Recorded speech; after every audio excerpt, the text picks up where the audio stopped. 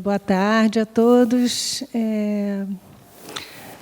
Eu estou, enfim, bastante feliz aqui com a realização do nosso evento e vou dar início à minha comunicação, também lendo. Eu vou ler, é mais fácil para mim, enfim, talvez possa chamar isso de um ensaio, nem sei. Em 1986, Darcy Ribeiro queria lembrar a todos que o Rio é uma cidade negra.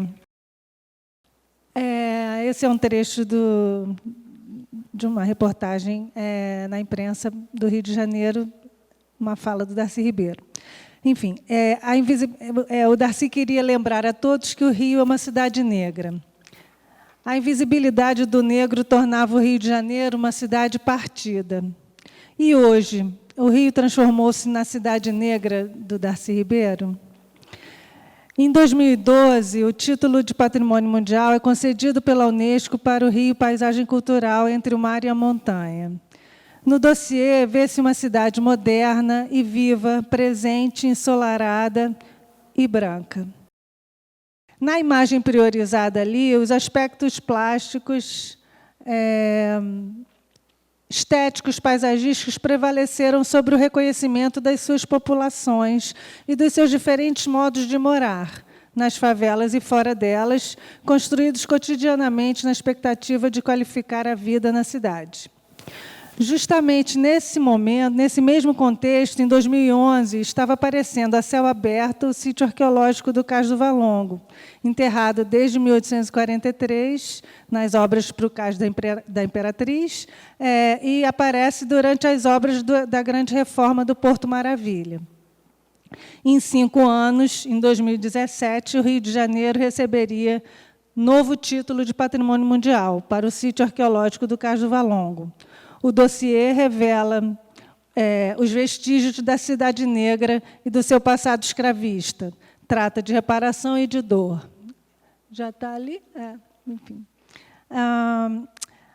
Para mim, a lição é clara. Há muitos paradigmas, matrizes, como o Luciano disse ontem, pensamentos, enfim, interesses dentro da Instituição Federal de Patrimônio e suas políticas refletem as contradições sociais e as lutas políticas. São frutos de tensões e conquistas negociadas palmo a palmo por recursos e diretrizes no interior do órgão e em função de pressões e demandas sociais.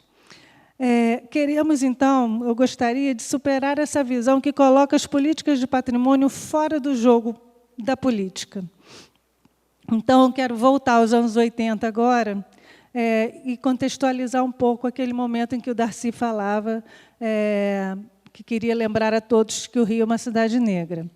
Os anos 80 foram apelidados, como a Márcia já lembrou, e já foi mais de uma vez lembrado aqui, foram apelidados de a década perdida por economistas devido ao péssimo crescimento da economia brasileira e aos altos índices inflacionários.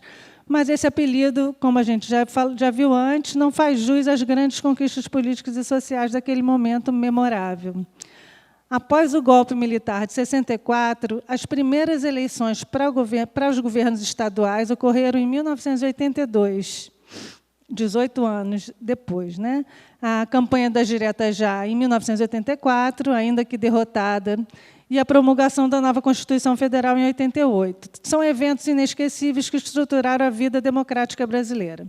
José Sarney, o último presidente da República eleito indiretamente pelo Colégio Eleitoral, terminou seu mandato, segundo alguns autores, com a imagem de um presidente fraco, impotente, diante dos eternos 3 dígitos dos índices anuais da inflação. Somente em 89 ocorreram as primeiras eleições para a presidência da República, depois de 24 anos de ditadura militar no Brasil. Nessa fase de lutas e expectativas pela redemocratização, eventos significativos atingiram as políticas de patrimônio implementadas pelo órgão federal. O paradigma da excepcionalidade que marcou a ação institucional passava a conviver com a compreensão do bem como peça do cotidiano, do mundo do trabalho, de religiosidades não dominantes, dos subalternos, de minorias, e nem por isso menos significativo como referência de identidades e como fontes para a produção de conhecimento sobre a história do Brasil. Novos sujeitos na cena do patrimônio nacional. O tombamento da Casa do Terreiro da Casa Branca, que a Márcia Santana já apresentou ontem, é recorrentemente apontado.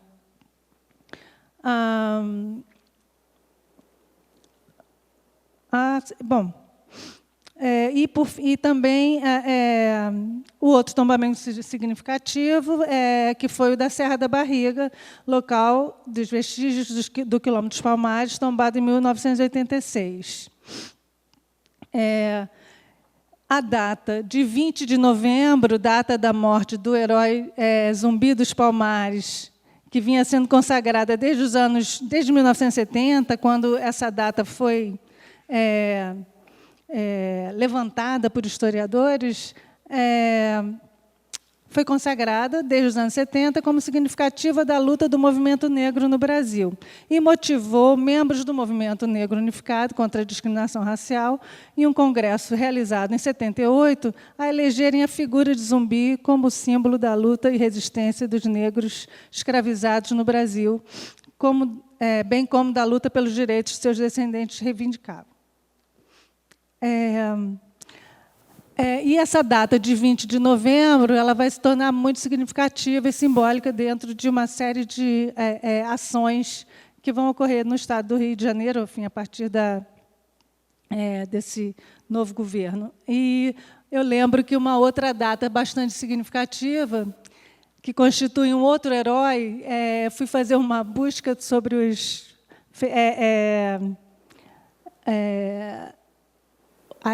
heróis nacionais, e há dois grandes heróis nacionais. Não preciso, posso até fazer uma brincadeira e perguntar qual é o outro. Um é o Zumbi e o outro, Tiradentes, né? Então, é curioso como a gente vai ver essa data de 20 de novembro reaparecer, uma série de eventos são marcados nessa data, e se você vai olhar para trás, vai ver que o 21 de abril é também uma data que remarca eventos. Em Brasília foi inaugurado em 21 de abril, e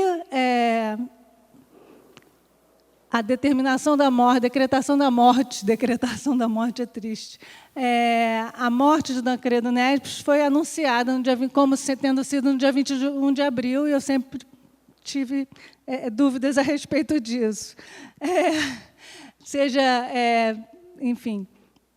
Então, eu fiquei esse exercício desse texto, fiquei pensando nos nossos dois heróis, um branco e um preto.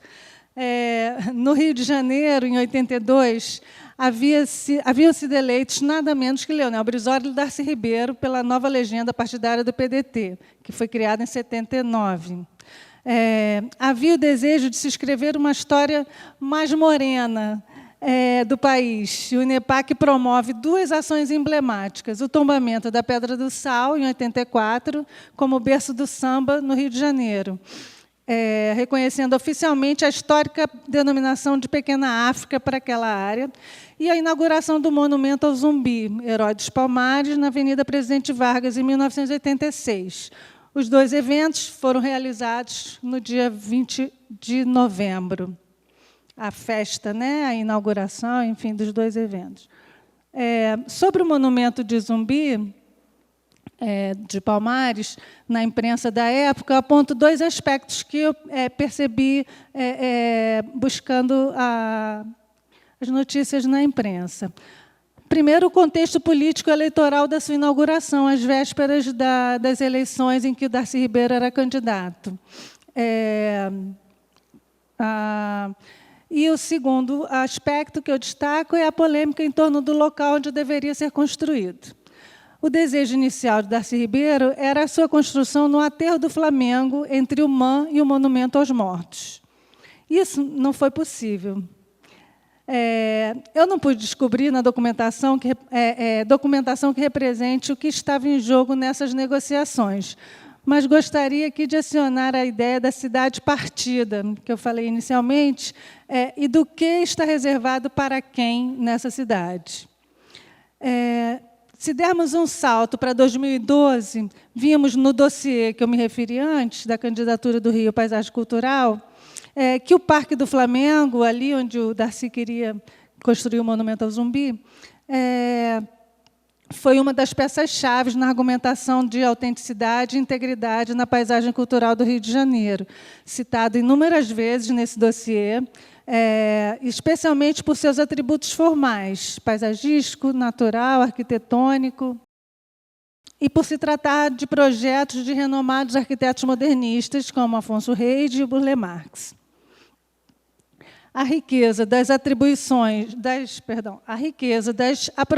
multifacetadas desse parque tão moderno e tão popular no Rio de Janeiro não foi explorada no referido dossiê, que não se deteve no cotidiano da complexa vida da cidade, que, em 2017, ultrapassava os 6 milhões de habitantes. As referências a essa população aparecem como uma idealização, o homem carioca. Na imagem da cidade do Rio de Janeiro, priorizada no referido dossiê, a ênfase nos aspectos plásticos, estéticos, paisagísticos prevaleceu sobre o reconhecimento das suas populações, os diferentes modos de morar, enfim. O Monumento ao Zumbi dos Palmares, voltando lá aos anos 80, inaugurado, então, na Avenida Presidente Vargas, num espaço negociado e depois bastante argumentado, né, sobre o coração da pequena África, e João Rufino escreve sobre isso. Foi inaugurado às vésperas das eleições, na qual que o Darcy Ribeiro, candidato, tornou-se... Perdão. Foi inaugurado às vésperas das eleições, com Darcy Ribeiro candidato, tornando-se um trunfo da campanha eleitoral. Bom, mas o Darcy perde as eleições, e trunfo de quem, eu pergunto? Quem queria lembrar que o Rio era uma cidade negra? O movimento Negro Unificado tomou conta do monumento e, anualmente, faz a lavagem daquele espaço no dia 20 de novembro.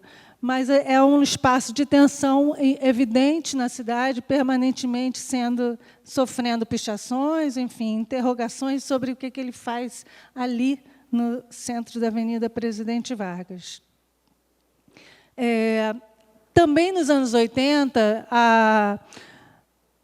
houve o tombamento da Pedra do Sal. Então, o tombamento da Pedra do Sal, por sua vez, também realizado pelo do Estado, no contexto do governo Brizola, né, primeiro governo Brizola, teve uma festa de inauguração, uma festa de comemoração do tombamento no dia 20 de novembro, e ali no bairro da Saúde. E o que eu achei curioso na imprensa, nesse levantamento que eu fiz nos jornais da época, é que o relato do pedido do tombamento da Pedra do Sal afirmava ali aquele lugar como lugar do samba e do candomblé, vindo da Bahia no início do século XX, principalmente, era como se descrevia a região.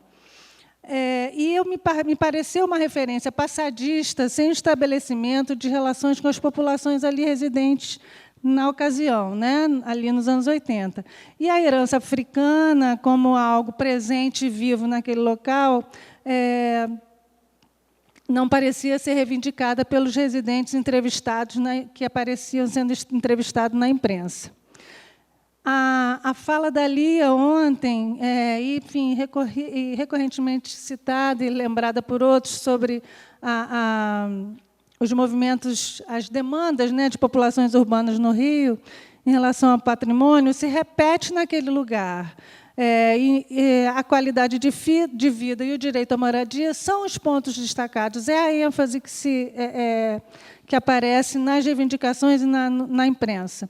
O tombamento da Pedra do Sal acionou processos e resultou deles e os transformou. Mas as populações atingidas no local não pareciam ter consciência desses vínculos com uma herança negra. Na imprensa dos anos 80, predominava a ideia de que ali, na Pedra do Sal, já não tinha mais nada. Os descendentes de escravos já tinham morrido ou se mudado. Tratava-se de um tempo remoto e local do berço do samba e de um candomblé vindo da Bahia, relativo a um passado. São eles agora trabalhadores da estiva do Porto, saudosos do tempo do João da Baiana, Donga, Pixinguinha e também do Mauá Futebol Clube. Já a dona Júlia, uma portuguesa entrevistada também pelo jornal, aparece... aparece...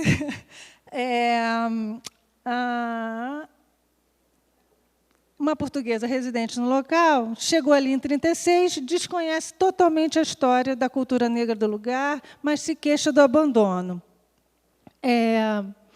Essa imagem se repete e se reproduz de diversas formas na imprensa.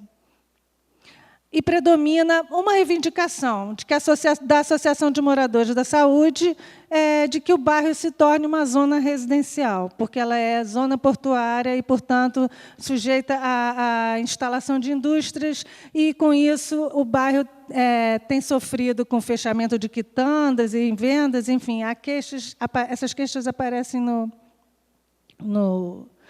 na imprensa.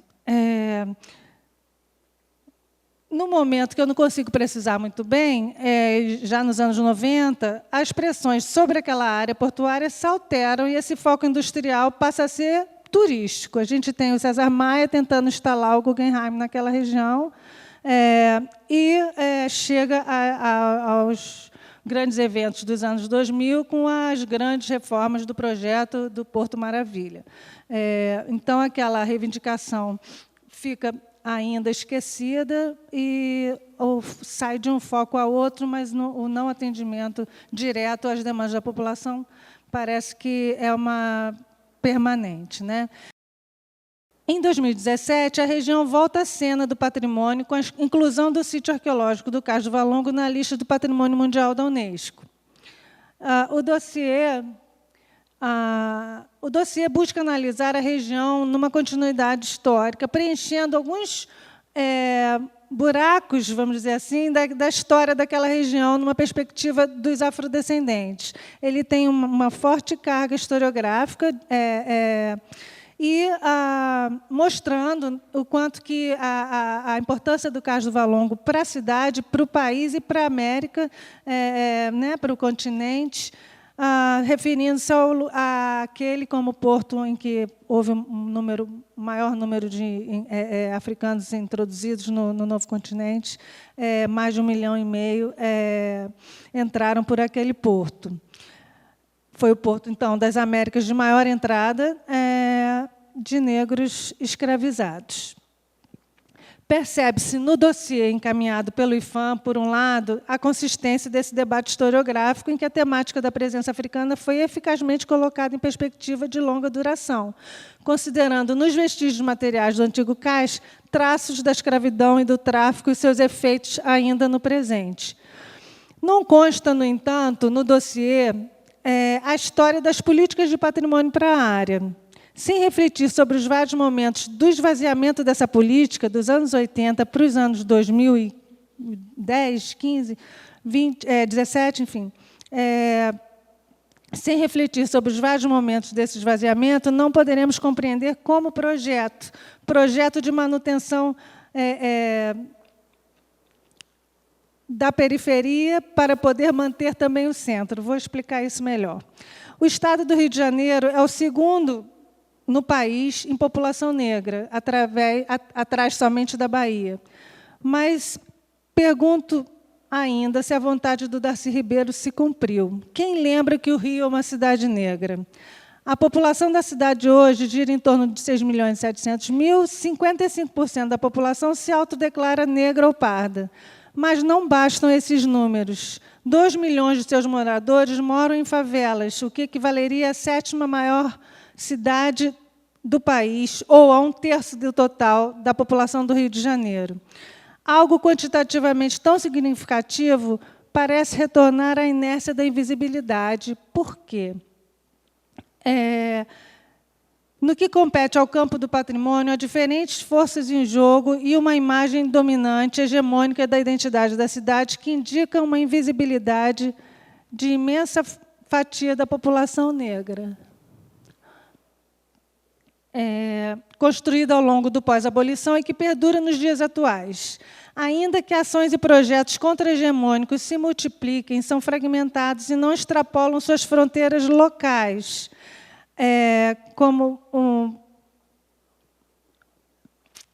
estou acabando. No metrô, nas barras, enfim, que projetos contra-hegemônicos são esses que eu estou querendo me referir? Se você circula no metrô, nas barcas, no trem, nos transportes de massa, hoje em dia, há sempre grupos de teatro, poesia, atuando com uma fala de afirmação dessa identidade soterrada, o que é indício de silenciamento. Eles precisam falar desse lugar. Os grupos mobilizam suas expressões como patrimônio, mas não furam os bloqueios que os mantêm como periferia. Os que moram longe ou moram fora da normalidade, naquilo que o IBGE classificou como aglomerado subnormal, as favelas. Estudamos as reformas europeizantes de Pereira Passos, as reformas urbanas, o afastamento das populações para os subúrbios, a linha do trem, a Baixada, a Zona Oeste, o movimento contínuo de desmonte dos morros, novos aterros, abertura de avenidas, onde havia moradias populares. Estudamos tudo isso que ocorre incessantemente na cidade do Rio de Janeiro. Poderíamos nomear todas essas estratégias como estratégias hegemônicas de branqueamento? E, do mesmo modo, como poderíamos refletir sobre as políticas de patrimônio também numa perspectiva racial? Concluindo,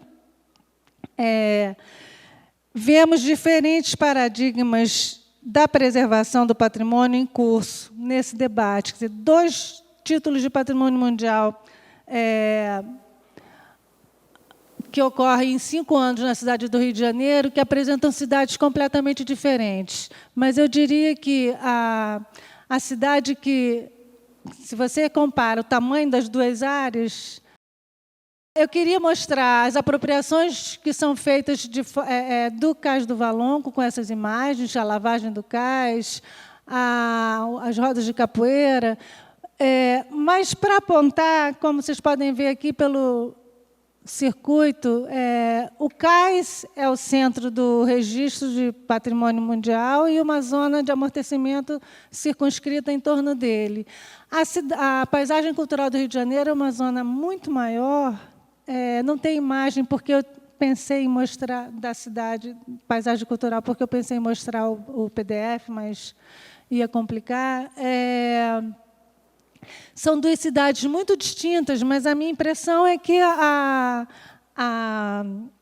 o Cais do Valongo circunscreve, tenta sintetizar numa área muito pequena uma cidade, uma expressão que deveria dominar a imagem da cidade. Então, concluindo, vemos diferentes paradigmas de preservação do patrimônio em curso presentes em um mesmo contexto, o atual, que corroboram com a permanência da cidade partida, não como efeito, mas como algo estruturante, enraizado nos costumes, nas práticas, e, por isso mesmo, bem mais difícil de detectar e transformar. Por que motivos aquelas medidas iniciadas nos anos 80 parecem ter sido esvaziadas? Por que o tema tende a voltar, como na inércia, ao mesmo lugar da invisibilidade? A limitar-se a uma área emblemática da cidade, que seria o Cais do Valongo, icônica. Por que colocar as tensões raciais sob o tapete da desigualdade social? Eu vou parar por aqui com essa pergunta e peço desculpas pelo avanço.